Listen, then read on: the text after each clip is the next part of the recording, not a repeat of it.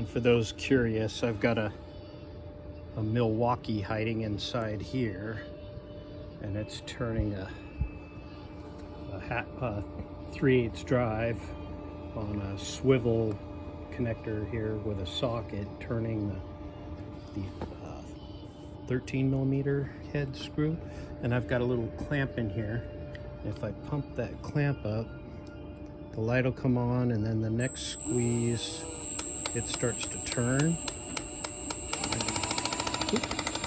And I've got it on ratchet drive so it won't break anything. So that's the clicking you hear, is just the ratchet drive. And of course this motor will only run for so long. It's set up so that it won't run forever in your toolbox. If it gets turned on, it'll eventually shut off. Well, I can't repeat that, so I've been turning it on when the kids show up. Ooh, and I gotta stop that because it likes to unscrew the screw there. That screw's tight now, so the next time I start it up, it'll turn instead of screwing in the screw first. But I've got hokey spokes on a hub. And then this is, of course, a rotary switch using some pennies and some copper. I just took some copper pipe, cut it, and made it into copper sheet metal by flattening out the, oh, this is really hard to, by flattening it out. Let's see, that's the plywood back that there's three together. So these are the 3 different lights that'll turn on at any, that connects. Basically, there's what, 12 lights going around, so it only connects 3 at a time. And then opposite that, well, I can't turn it anymore because it's starting to play with the socket set, but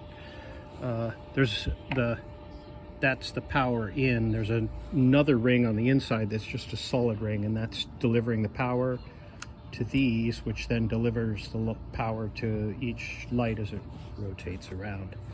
So that's how I solved.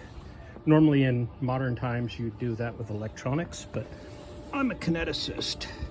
So here, I think that thing that fell was the clamp. This is what I'm holding the Milwaukee trigger with. It's kind of dark in here. It's getting darker too.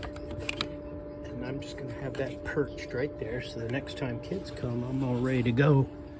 But that's the inner workings. Having a little trouble with the underlight, so I'm not messing with it. Every time I try to program it, it has a conniption. I'm actually making, these underlights are meant to only work on USB power, but this all is 12 volt. Everything else here is a 12 volt system, so it's kind of overdriving them a little. So I'm just leaving them on and not using the programming, and that way it doesn't kill off the lighting. It looks good. It doesn't need to pulse.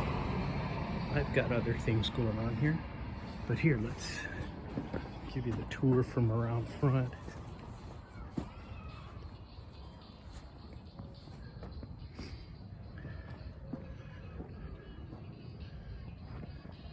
That underlighting really is cool, how it lights up the ground under it. And of course an orange cone for safety.